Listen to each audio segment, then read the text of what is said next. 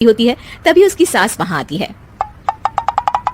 अरे सीरियल में तो ऐसे मग्न है जैसे आज रात का खाना पड़ोसी आकर बनाएंगे। मुझे पता ही नहीं था आपने अपने बेटे की शादी पड़ोस में भी की हुई है। हैं? मतलब? मतलब इस घर में सारा काम बहू ही करती है, आप तो सिर्फ खर्राटे मारती हैं। अच्छा जी, फिलहाल तो तुम आराम फरमा रही हो, चलो जाओ, ये मेरे टीवी देखने का समय है। आहा, इसीलिए मुझे भगाया जा रहा है। सॉरी, अब तो बिल्कुल नहीं जाऊंगी। प्राची की इस बात पर दोनों सास बहू के बीच टीवी रिमोट के पीछे बच्चों जैसी छीना झपटी शुरू हो जाती है, जिसके बीच श्लोक भी काम से घर वापस आ जाता है। हाँ, आज मेरी चूहे बिल्ली की जोड़ी किस बात पर झगड़ रही है? अरे तेरे बीवी मुझे टीवी ही नहीं देखने दे रही। अरे तुम्हारी मम्मी मुझे खाना बनाने के लिए फोर्स कर रही है। अरे वाह, ऐसे बेतुके रीजन पर तो बच्चे भी झगड़ा नहीं करते। अरे मुझे कुछ मत बोल, सब इसने ही शुरू किया है। हाँ हाँ, जैसे आप तो बहुत दूध की धूली है ना। अरे बस दोनों चुप, प्राची जाओ खाने की तैयारी करो, और माँ तुम छोड़ो, तुम्हें क्या बोलूं, शांति से अपना सीरियल देखो, मुझे दोबारा लड़ने की आवाज सुनाई नहीं देनी चाहिए। ऐसा बोलकर श्लोक वहां से चला जाता है, जिसके पीछे पीछे प्राची भी कुछ न कुछ बड़बड़ाते हुए रसोई में चली जाती है। हाँ हाँ, सासू जी को तो कुछ बोलेंगे ही नहीं, बस मुझ पर ही हुक्म चलता है, खाना बनाओ, जैसे मैं इनके घर में खाना बनाने के लिए आई हूँ। इसी तरह शाम बीतती है और रात को श्लोक और प्राची की सास खाना खाकर सोने चले जाते हैं, लेकिन प्राची गुस्से में कुछ खाए बिना काम में ही लगी रहती है।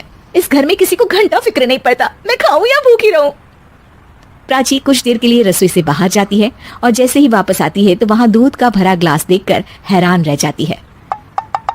फिक्र पूरी है, बस दिखाना नहीं है। प्राची दूध पीकर सोने चली जाती है और अगली सुबह एक बार फिर सास बहू का कार्टून नेटवर्क स्टार्ट हो जाता है। ये तुमने ही किया है। अरे अजीब जबरदस्ती है, मैं बोल रही हूँ मैंने कुछ नहीं किया। दोनों ने मिलकर पूरे घर को पागल खाना बनाया हुआ है, यहाँ कोई नॉर्मल इंसान तो रह ही नहीं सकता, इसीलिए अब पड़ोसी क्या रिश्तेदार भी घर आने से कतराते हैं। और सुन बेटे, तू भी चंगा, तेरी माँ भी चंगी, तेरी बीवी भी चंगी, रिश्तेदार। हाँ जी, आपको नहीं पता क्या, गंगाधर ही शक्तिमान है, रिश्तेदार ही। हाँ हाँ, बस समझ गया। कभी जानवरों जैसे लड़ेंगी तो कभी जुगलबंदी करेंगी। भाई मैं आप दोनों के बीच में नहीं फंसना चाहता। सास बहू की इस मनमौजी जोड़ी से परेशान होकर श्लोक अपना सिर खुजलाता वहां से चला जाता है। चलो अब मैं भी कीर्तन में जा रही हूँ। इस पर जैसे ही सास कमरे में अपना पर्स लेने जाती है तो वहां नाश्ते की प्लेट रखी देख मुस्कुराने लगती है और नाश्ता करके घर से बाहर निकलते हुए कुछ पैसे टेबल पर रख जाती है, जिसके कुछ देर बाद सिलेंडर वाला घर आता है। ओ मोरी मैया, मैं सिलेंडर के बारे में तो बिल्कुल भूल ही गई थी। घर खर्च के सारे पैसे भी मम्मी के पास है और श्लोक से बोला तो उल्टा 4 बात सुनाएंगे। प्राची ये सोच ही रही होती है कि अचानक उसका चेहरा चमक उठता है और वो घर में आकर इधर उधर देखने लगती है। तभी उसकी नजर टेबल पर रखे पैसों पर पड़ती है, जिन्हें वो सिलेंडर वाले को दे देती है। ये सब श्लोक देख लेता है। अच्छा बेटे, इतना बड़ा घोटाला, सबके सामने मैं तेरी दुश्मन और पीठ पीछे तेरी मेरी यारी।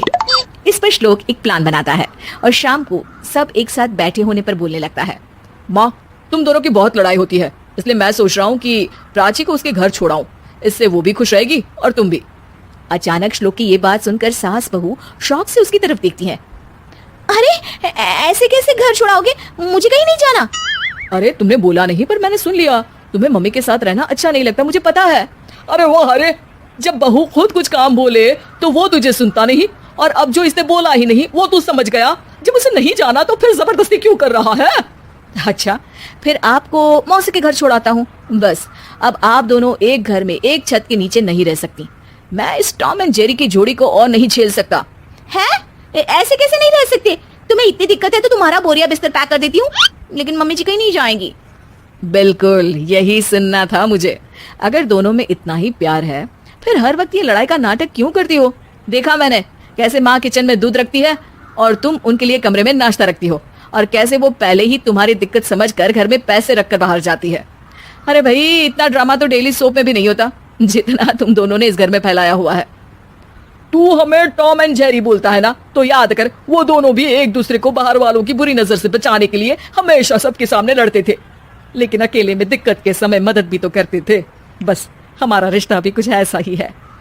और वैसे भी अगर सास बहू में तू मैं नहीं होती तो दुनिया वालों को कहानियां कैसे मिलेंगी?